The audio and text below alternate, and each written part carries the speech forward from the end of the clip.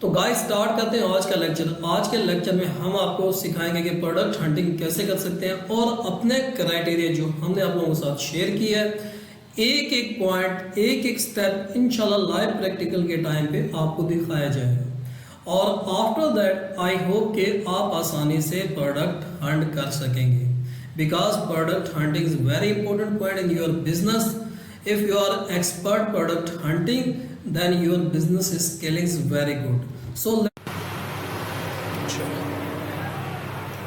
इसमें डिस्कस करते हैं कि जो प्रोडक्ट है उसको हम किस तरह एनालाइज करते हैं। बेसिकली आप लोगों से बार बार मेरा पूछने का मकसद ये है क्योंकि ये जो प्रोडक्ट का क्राइटेरिया है ना, ये सबसे मेन चीज़ है। क्योंकि जब भी हम प्रोडक्ट को ढूंढते हैं, जब हमें उसका क्राइटेरिया पता होगा तभी तो हम उसको सर्च कर सकेंगे। ठीक है, तो अब इसमें आप लोग मुझे बताएं कि जब भी किसी हम प्रोडक्ट को सर्च कर रहे होते हैं तो उसमें हम उसका क्या क्या क्राइटेरिया देखते हैं। जैसे हमने कल भी इस चीज़ को डिस्कस किया था।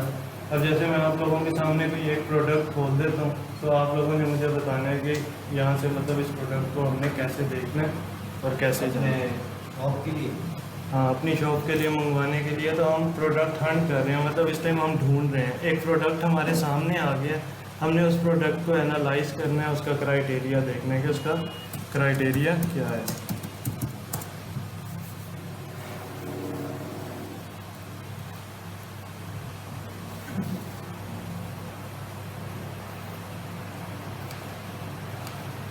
ठीक है, जैसे हम ये एक प्रोडक्ट अपने सामने ओपन कर लेते हैं। अब ये एक प्रोडक्ट हमारे सामने आ गया, ठीक है, हमने इसको देख लिया, ये हमारे सामने ओपन हो गया प्रोडक्ट। किसी सेलर के पास हमने सर्च किया और यहाँ पे हमें मिल गया। ठीक है, अब ये जो सेलर है वो हमें ये दे रहा है 15 का। ठीक है, यही प्रोडक्ट आप फॉर एग्जांपल वो ये प्रोडक्ट हमें दे रहा है 15 का। अब हमने इस प्रोडक्ट को चेक करना है, इसको एनालाइज करना है, इसको देखना है कि ये हमारे लिए सही भी है या नहीं है। तो हम उसके लिए क्या करेंगे, बता सकते हैं आप? क्या क्या चीज़ें देखेंगे हम? ठीक है,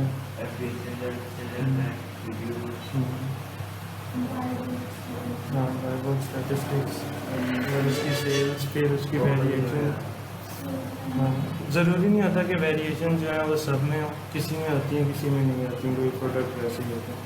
ठीक है, तो सबसे पहले तो हम जब भी कोई प्रोडक्ट खोलते हैं ना, उसमें हम पहले ये देख लेते हैं कि ब्रांड जो है वो डोमिनेंट तो नहीं है। तो ब्रांड डोमिनेंट क्या है? जो ब्रांड खुद सेल कर रहा होता है वो ब्रांड डोमिनेंट होता है और हम उसे कम्पीट नहीं कर सकते, उस पर हम आ नहीं सकते, वो होता है ब्रांड डोमिनेंट। अब इसमें हम चेक करने के लिए क्या देखेंगे कि इस पर ब्रांड डोमिनेंट है या नहीं है। ठीक है, तो कहाँ से देखते हैं हम और अब हम सेलर नेम देखते हैं, वो क्या है? एनी मॉल एजेड, कि ब्रांड डोमिनेंट नहीं है, सेलर कोई और है। ठीक है, ये ऊपर ये ब्रांड आ गया, विजिट टॉय स्टोर, और सेलर कोई और है। इसका ये हो गया कि ये डोमिनेंट नहीं है, इसके ऊपर ब्रांड सेल नहीं कर रहा। हमें एक पॉइंट क्लियर हो गया कि इसको ब्रांड सेल नहीं कर रहा, हम इसे आगे देख सकते हैं। तो अगर ब्रांड ही सेल कर रहा होता तो हम इस प्रोडक्ट को यहीं छोड़ देते, आगे देखते ही नहीं। ठीक है, उसके बाद हम आ जाते हैं, हम आगे अपना कीपा लॉगिन करते हैं। विदाउट कीपा पॉसिबल नहीं है। नहीं, विदाउट कीपा भी हो सकता है, बस इसमें यह है कि फिर वो हर चीज़ को आपने डिटेल में जाके देखना पड़ता है। इसीलिए टूल हो तो उस टूल से आसानी हो जाती है और हम जल्दी इस चीज़ को कर लेते हैं।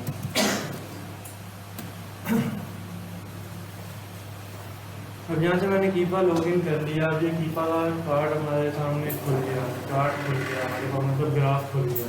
तो अब हम इसको आगे इसमें और क्या देखेंगे, इसमें कीपा के अकॉर्डिंगली हम प्रोडक्ट में क्या चेक करते होते हैं।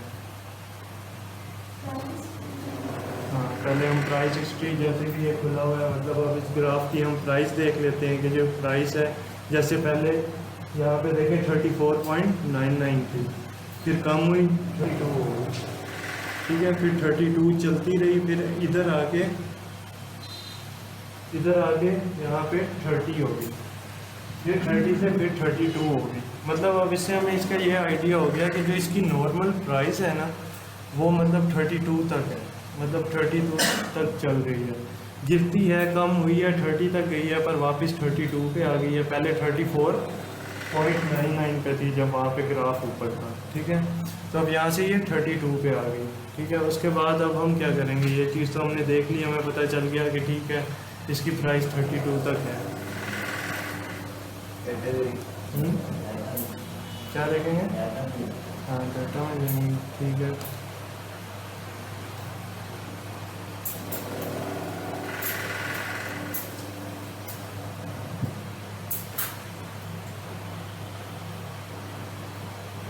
ठीक है, हम डाटा में आ गए। डाटा से हमें किस चीज़ का किन किन चीज़ों का पता चलता है?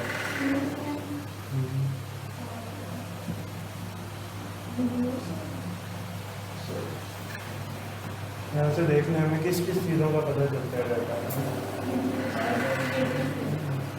बेसिकली जो भी हमारा जो FDA है ना, FDA के अंदर हम जब भी किसी प्रोडक्ट के ऊपर जा रहे होते हैं ना, तो हम प्रोडक्ट के रिव्यूज़ और रेटिंग नहीं देखते होते, हम देखते हैं सेलर्स के रिव्यूज़ और रेटिंग, जिस सेलर को हमने कंप्लीट करना है। तो जो सेलर है उसका अगर रेटिंग उसकी 10,000 से ऊपर है, मतलब उसकी रेटिंग हज़ारों में है, तो उसे कंप्लीट करना थोड़ा मुश्किल है, क्योंकि हमारा नया स्टोर है, हमारी 0 रेटिंग है। अब 0 रेटिंग के साथ आप 10,000 वाले रेटिंग वाले स्टोर को तो कंप्लीट नहीं कर सकते। तो हम बेसिकली इसमें जो FBA है इसके अंदर हम देखते हैं प्रोडक्ट की रेटिंग या रिव्यूज़ हम नहीं देखते होते, हम सेलर्स की रेटिंग और रिव्यूज़ देखते होते हैं कि जो भी सेलर है वो मतलब क्या रेटिंग है उसकी, और अगर हम कंप्लीट करने आए तो हम उसको कंप्लीट कर सकते हैं या नहीं कर सकते। ठीक है, ये हमने देख लिया। फिर उसके बाद हम क्या करते होते हैं, यहाँ से हमें ठीक है हाँ कैटेगरी भी यहाँ से देखते होते हैं। हमारे पास sports and outdoor category seller हम सिर्फ देखेंगे, FBA में हम ब्रांड देखते नहीं। FBA में ना हम प्रोडक्ट जो होता है ना, जो प्रोडक्ट हमने सेल करना होता है, हम उस प्रोडक्ट के रेटिंग या रिव्यूज़ नहीं देखते, हम देखते होते हैं सेलर, क्योंकि हमने सेलर को कंप्लीट करना है। प्रोडक्ट की तो चलें जो रेटिंग है, पर वो प्रोडक्ट आएगा अगर हमारे पास अच्छी कंडीशन में आएगा तो हम इसे आगे बेच सकते हैं, चाहे उसके रिव्यूज़ गंदे भी हों कि भाई ये प्रोडक्ट सही नहीं था, पर वो सेलर के लिए रिव्यूज़ है। जो हमारा प्रोडक्ट होगा इसमें हम ये ख्याल करेंगे कि वो प्रोडक्ट सही हो, उन प्रोडक्ट्स की तरह का ना हो, तो हम भेजेंगे तो हम सेलर्स के रिव्यूज़ वगैरह और रेटिंग देखेंगे, प्रोडक्ट की नहीं देखेंगे। प्रोडक्ट ऐसे एक रेटिंग पे आप लोग वैसे नज़र मार लें अपनी तसल्ली के लिए, ठीक है। फिर उसके बाद हमें यहाँ से सेल्स का, इसका सेल्स रैंक का भी पता चल जाता है कि इसका सेल्स रैंक क्या है, और हमें उससे ये भी आइडिया हो जाता है कि 180 डेज़ पहले क्या आता है, 90 डेज़, 60 डेज़, 20 डेज़, फिर करंट, मतलब 30 डेज़, फिर करंट, मतलब हमें करंट भी पता चल जाता है कि कौन सा चल रहा है। तो जब भी हमने ऐड करना है, अब हमने इसकी सेल्स हम कहाँ से चेक करेंगे, अब हमारे पास ये तो आ गया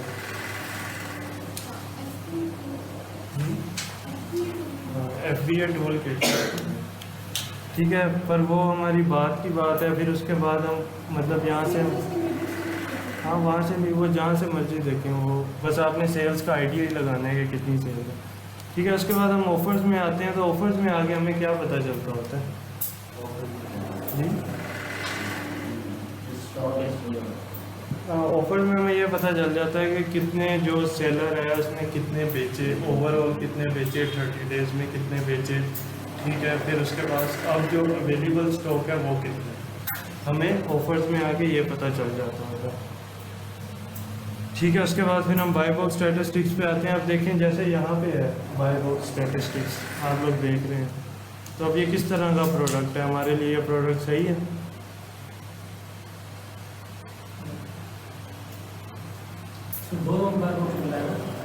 अब इसमें मिल तो 2 लोगों को रहा है, पर क्या परसेंटेज में?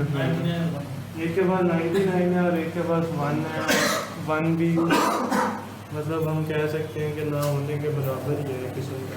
तो 99% इसी को मिल रहा है, तो हम इसको कंप्लीट नहीं कर सकते, क्योंकि बाय बॉक्स सारा मिल ही उसको रहा है।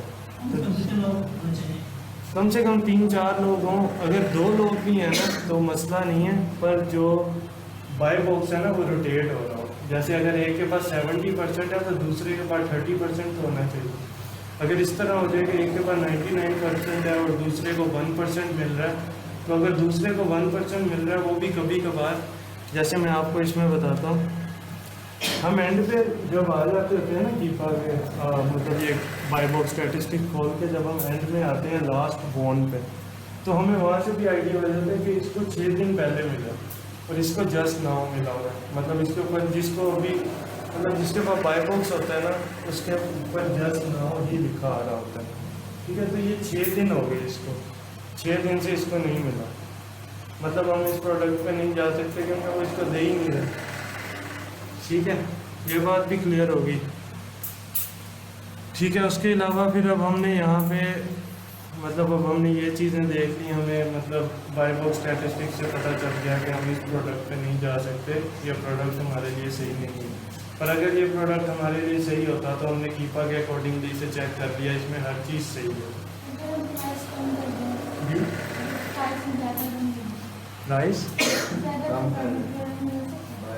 हाँ, ये हो सकता है कि अगर हम प्राइस को, पर इसमें ये है ना कि एक जब डोमिनेंट होता है ना, तो जब एक डोमिनेंट है तो उसे मतलब ब्रांड खुद ही स्पॉन्सर कर रहा है कि आप इसको बेचो। जैसे मैंने आप लोगों को कल बताया था कि एक्सक्लूसिव हो जाते हैं, हम किसी प्रोडक्ट के ऊपर एक्सक्लूसिव हो जाते हैं, उन्हें कहते हैं कि आपके 6000 बिक रहे हैं, हम 10,000 लेंगे।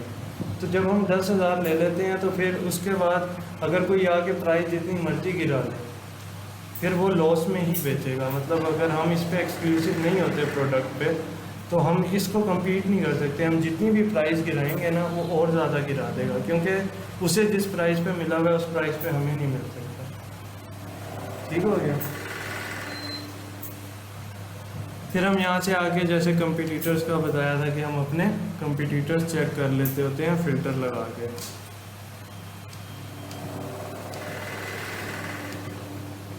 ठीक है, तो ये चीज़ मतलब आप लोगों को मैंने एक दफ़ा फिर से बता रहा हूँ, ये थोड़ा क्लियर हो गया। क्योंकि इसमें यह है कि जब हमने अब आगे प्रैक्टिस पे आना है ना, जैसे अब हम संडे के डे पे शायद आ जाएँ कि फ्राइडे को क्लास नहीं होगी, संडे को हुआ करेगी, तो उसमें फिर हम प्रैक्टिस किया करेंगे हम खुद। मतलब मैं आपको ब्रांड दिया करूँगा, आपको तरीका बताऊँगा और आपको कहूँगा कि मुझे इसमें से प्रोडक्ट्स निकाल के दो, तो आप लोग फिर खुद इवेलुएट करोगे और प्रोडक्ट्स निकाल के मुझे दोगे। क्योंकि जब तक आप लोग प्रैक्टिस नहीं करोगे तब तक नहीं आएगा। इससे यह है कि कॉन्सेप्ट क्लियर हो जाते हैं, पर प्रैक्टिस जो है वो ज़रूरी है, क्योंकि प्रैक्टिस होगी तभी आएगा। ठीक है, उसके बाद अब हम आ जाते हैं। अच्छा, अब आप लोग मतलब इसमें कोई क्वेश्चन के हमारे प्रोडक्ट को जो हमने एनालाइज करना होता है उसका क्राइटेरिया देखना होता है, वो चीज़ें मैंने आप लोगों को बता दी। पर इसमें अगर कोई क्वेश्चन है, किसी चीज़ में आप कंफ्यूज हो तो मेरे से पूछ। क्लियर है सारा प्रोडक्ट का किस तरह होता है? ठीक है, तो कितने सेलर्स होने चाहिए प्रोडक्ट पे? कम से कम कितने FBA सेलर्स होने चाहिए? 2-3 होने चाहिए, सही है। और उसके अलावा मैक्सिमम सेल्स रैंक कितना होना चाहिए? 75 तो सही है। और बाय बॉक्स स्टैटिस्टिक्स का क्या सीन है कि बाय बॉक्स स्टैटिस्टिक्स जो है वो मतलब बाय बॉक्स किस तरह से रोटेट होना चाहिए? नहीं, मतलब कि किस तरह से रोटेट होना चाहिए, मतलब प्रॉपर डिवाइड हो रहा हो, या फिर अगर किसी के पास 100% है हम उस प्रोडक्ट पे भी जा रहे हैं।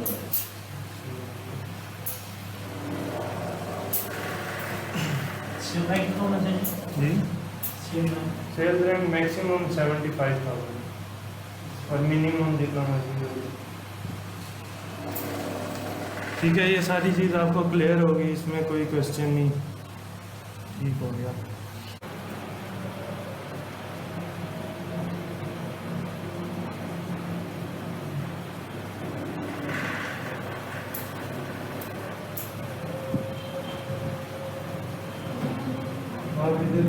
आप लाइव में और आप लोग अपने पास लैपटॉप ओपन कर लें।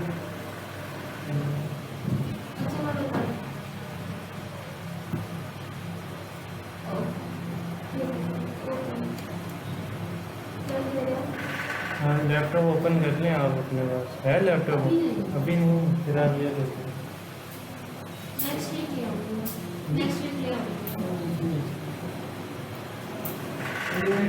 ये कब आप प्रैक्टिस हो जाए ना तो उससे आसानी होती है।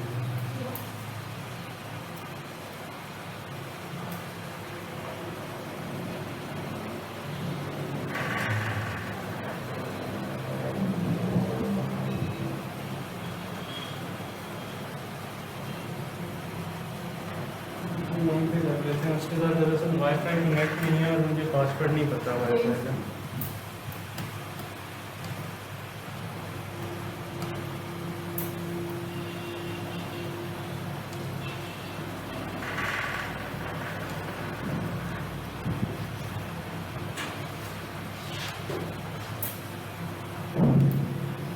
जब इसमें हमारे पास प्रोडक्ट आ गए, अब इसमें हम देख लेते हैं।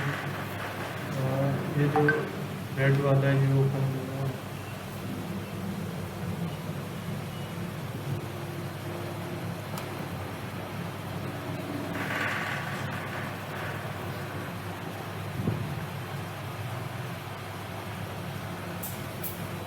अब इस प्रोडक्ट को इवेल्युएट करना है, ठीक है। तो ये पेमेंट होगा इसे इवेल्युएट करने से आपने देखना है कि आप इसको मंगवा सकते हैं इसका देगा।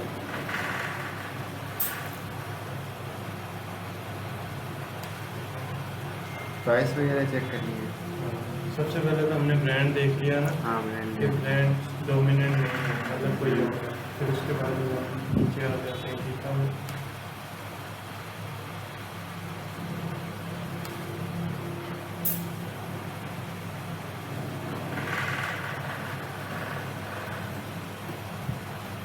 अपने डाटा लॉगिन करते हैं बस।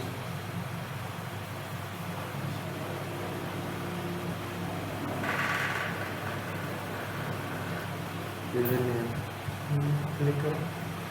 ये पहले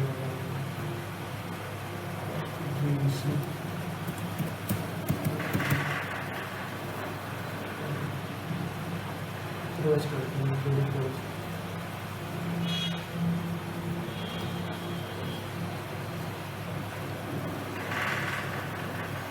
इसमें डाटा में जाए। पहले हमने प्राइस हिस्ट्री चेक की इसकी। उसकी सेल्स लाइन दिया हुआ है। बिल्कुल सही है ना प्राइस हिस्ट्री। प्राइस हिस्ट्री उसकी बिल्कुल सही है, मतलब सेम जा रही है। $29 सेम जाएगी।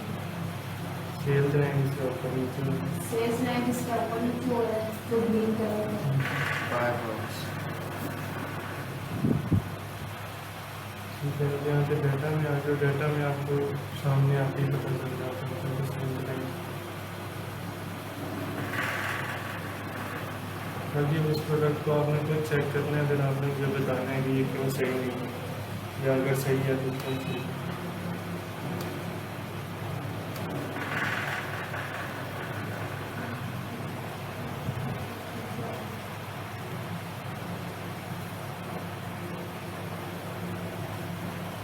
सारा आप लोग आप उनसे भी मशवरा कर सकते ये हैं। सेल्स सही हो रही है क्योंकि पहले इसका सेल्स लाइन था 217, तो ये लोकेशन इसमें आ रही है 166 हुआ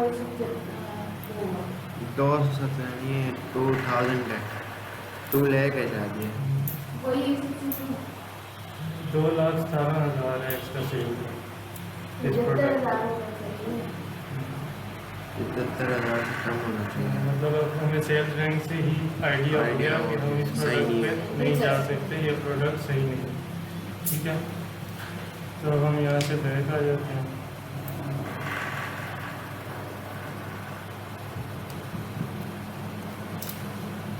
फिर अब हम ब्लैक वाले को चेक कर लेते हैं।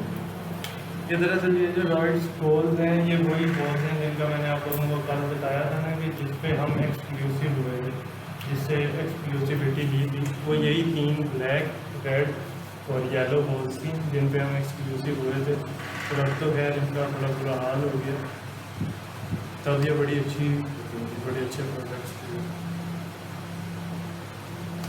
अब देखें हमने येलो वाली देखी, उसके ऊपर सेलर कौन था, एनी मॉल एजेड। अब हमने ब्लैक वाली पे आए, इसके ऊपर सेलर कौन है, एनी मॉल एजेड। अब इसमें हम देखेंगे कि अगर इसमें भी इसके बाद बाय बॉक्स 99% है, तो इसका मतलब ये है कि पहले जैसे हम एक्सक्लूसिव थे वैसे अब ये इसके ऊपर एक्सक्लूसिव है। इसके प्राइस में डिफरेंस ठीक है, 34 से 32 हो रहा है। 32 पे आगे इसकी प्राइस होती है। 32 करोगे तो सेल टाइम में भी और है। सेल लाइन ऊपर नीचे हो रहा है, पर ये देखो मैं आगे नीचे हो रहा हूँ। मतलब काफ़ी अच्छा से पूरा मतलब यहाँ तक ये सही है, मतलब हमें समझ आ रहा है। अब आगे नहीं करना।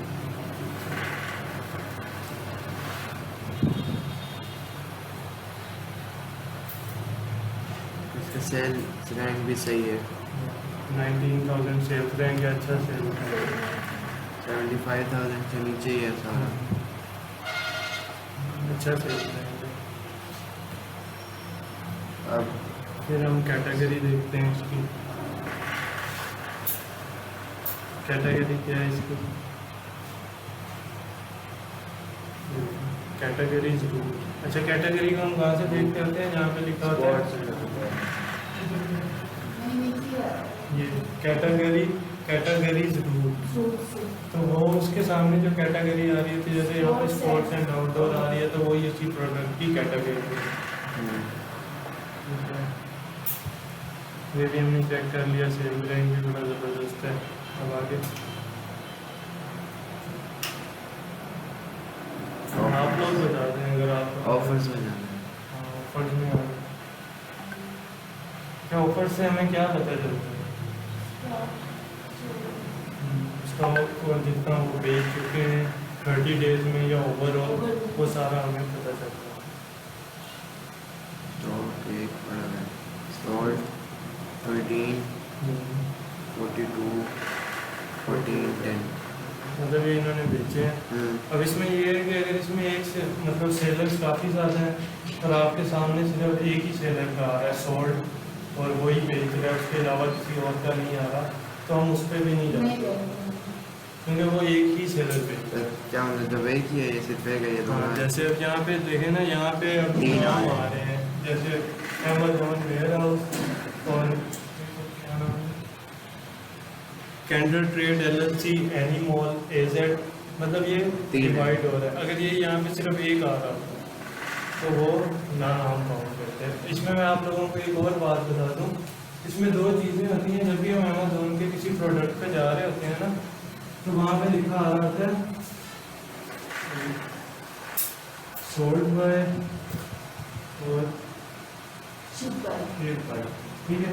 अब हम जो FBA करते हैं, तो FBA में अगर कोई भी सेलर है, जैसे एक सेलर ले लेते हैं हम अली और दूसरा सेलर भी मतलब शिप बाय अली आ रहा है और सोल्ड बाय अली आ रहा है और शिप बाय अली आ रहा है, तो इसमें ये होता है कि ये FBM है।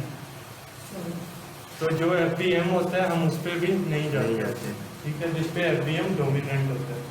अब FBM क्या है? वो ड्रॉप शिपिंग, मतलब जो मर्चेंट होता है जो अपनी सर्विसेज अमेज़न से नहीं ले रहा होता, वो खुद प्रोवाइड कर रहा होता है, वो होता है FBM, ठीक है। फिर एक हमारे पास आ जाता है कि शिप बाय अमेज़न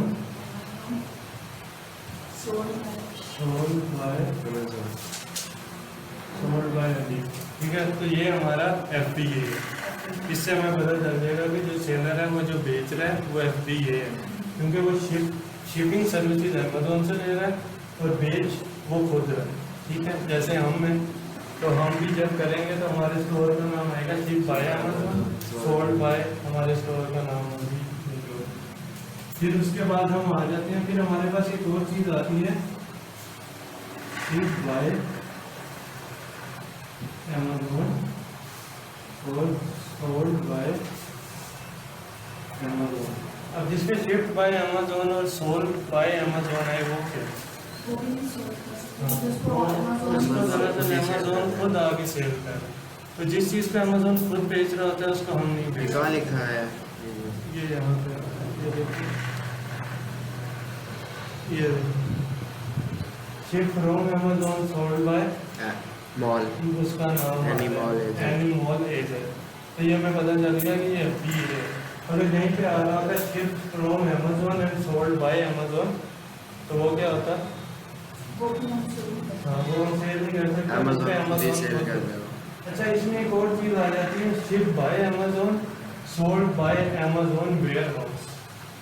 ये देखा है आप लोगों ने प्रोडक्ट कभी सर्च करते हैं? मेरे सामने बहुत कम आया है इस तरह, पर इस तरह होता है। उसमें ये होता है कि शिप बाय अमेज़न होता है और sold by Amazon warehouse होता है। वो भी अमेज़न ही कर रहा वो है। होता है अमेज़न ही है, पर उसमें अमेज़न उस तरीके से डोमिनेंट नहीं होता। उसमें अमेज़न मतलब आपके बराबर का सेलर आके बैठ जाता है, मतलब जिस तरह आप कम्पीट कर रहे होते हो उसी तरह अमेज़न भी आपको कम्पीट, हाँ वो हम बेच सकते हैं, उस पर हम जा सकते हैं। जब यहाँ से हमने चेक कर लिया, अब इसके बाद हम क्या देखेंगे? ठीक है, ऊपर डिवाइड हो रही है, सही है। और अब हम इसका वो देखेंगे, ऐसे नहीं। कहाँ ये तो इसमें हम देखेंगे बाय बुक इसका स्टैटिस्टिक। box आती है। टूल्स? हाँ ये है। इसमें हम बाय बुक स्टैटिस्टिक देख लेंगे था। अब देखेंगे कि एक ही के पास है 100%। अब एनी मॉल एजेंट जो है उसके पास 100% है, ये हम नहीं करेंगे। तो हम इसके ऊपर नहीं जाएंगे, ठीक है, क्योंकि ये 100% उसी को मिल रहा है, तो हमें तो इस तरह नहीं मिलेगा, ठीक है। तो चलें एक समझ लें कि इसमें बाय बॉक्स रोटेट हो रहा है, ठीक है, इसमें सारे सेलर्स को बाय बॉक्स मिल रहे हैं। उसके बाद हम क्या करेंगे आगे? पेट हो रहा है। हाँ मतलब अब हम इस प्रोडक्ट को लेना चाह रहे हैं, अब हम आगे क्या करेंगे? किसी प्रोडक्ट को चेक करने के सेल लिए एस्टीमेट। ऐसे नंबर चेक करेंगे उसका। आप इसका ऐसे पहले हम इसका सेल्स रैंक कॉपी करके इसकी सेल्स देखेंगे। तो इसकी सेल्स कहाँ से देखेंगे? सेल्स एस्टिमेटर या FBA टूल किट, जहाँ से मर्जी देख लो, अब आप चाहे जहाँ से मर्जी देख लो, जहाँ से देख लो। ये FBA इसका टूल, sales हाँ, rank। ये इसका देख लो, बस 19901 याद रखो। इसकी कैटेगरी क्या थी? Sports and Sports and- sports and outdoor. यहाँ पे बोलो, यहाँ पे देखो FBA टूल किट।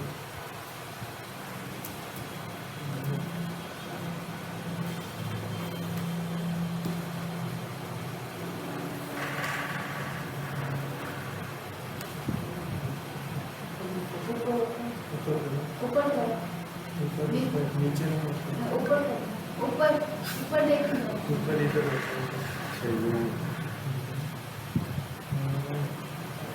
वो रहा, ये रहा। इसको हमने ओपन कर लिया। अब यहाँ पे देखो इसकी कैटेगरी में इसकी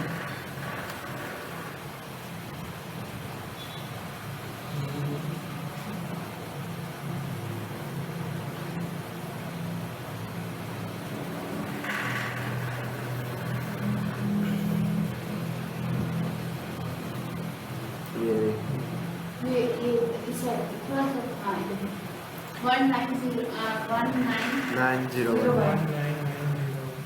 01 1990 19 यहाँ से इसे ग्रो कर दो।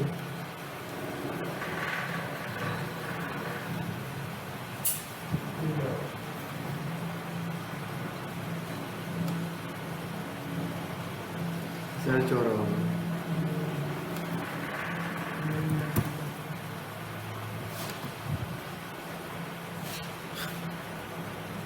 गाइड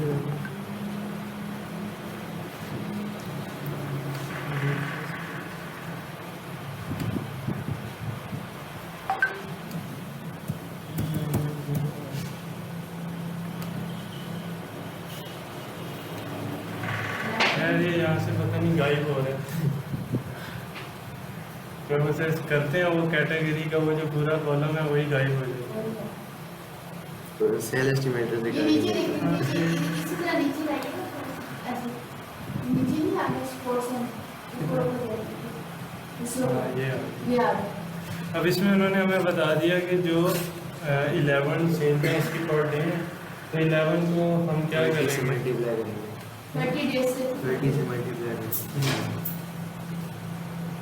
53 0 ऐसा कुछ नहीं।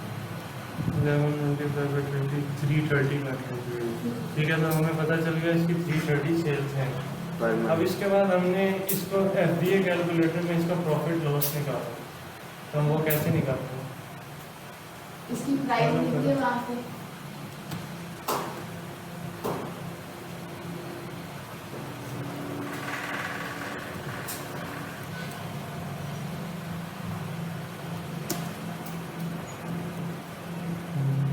यही वाला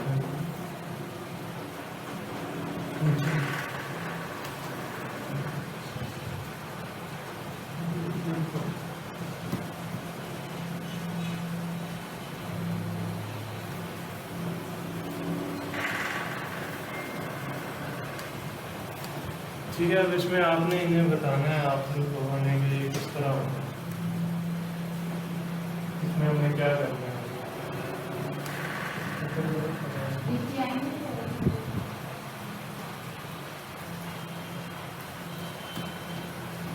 पहले हमने ऐसे नंबर लिखने दिया।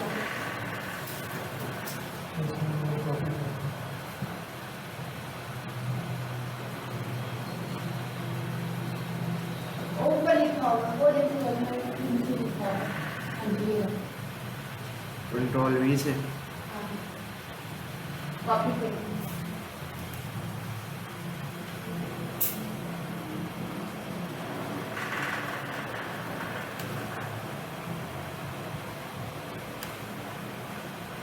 डबल क्लिक कर दो इसको, डबल क्लिक कर दो।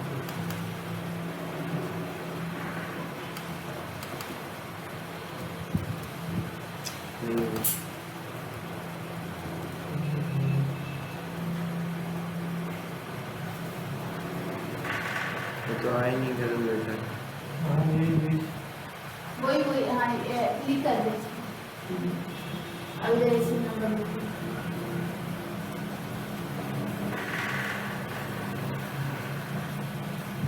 ठीक है, अभी हमारे सामने स्क्रीन आ गया। अब आगे हम क्या करेंगे? अब वो आ गया 32, वो अब नीचे आ गया ना तो सारा। और उसने ऑटोमेटिकली बता दिया कि 32 का बिक रहा है अमेजोन पे, तो उसने 32 प्राइस हाँ ऑटोमेटिकली जी। दे दी। उसके बाद हम क्या करेंगे? अमेजोन की फीस आ गई, सब कुछ आ गया। अब हम अपनी वो जो फीस वगैरह ऐड करेंगे। जितने का हमें मिल रहा है 14 लगा लो आप, जितना आपको 14 का मिल रहा है। और उसे हम ऐड कहाँ पे करेंगे इस प्राइस को? उसको गुड सेल्स वो आ गया गुड सेल्स।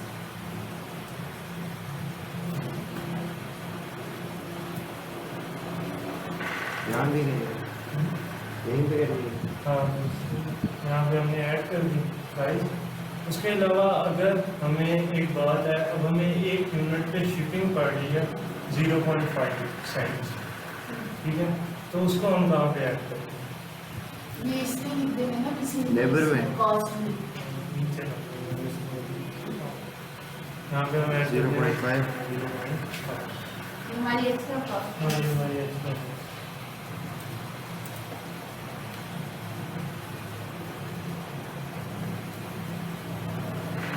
ठीक है, अब हमें यहाँ पे ये हमने प्राइसेस ऐड कर ली। अब हमें यहाँ पे नीचे पता चल गया इसका जो प्रॉफिट है वो $6.62 है और इसका जो नेट मार्जिन है वो 20.70। मतलब अच्छा प्रोडक्ट है। अगर इसका बाय बुक प्रॉपर रेट हो रहा होता तो, पर वो नहीं हो रहा तो हम नहीं जा सकते। पर ये प्रैक्टिस के लिए था तो ये क्लियर हो गया। अब दोबारा हाथ से प्रैक्टिस करोगे तो हो जाएगा। हाँ, बाकी आप लोग भी अगर करेंगे तो हो जाएगा। इंशाल्लाह।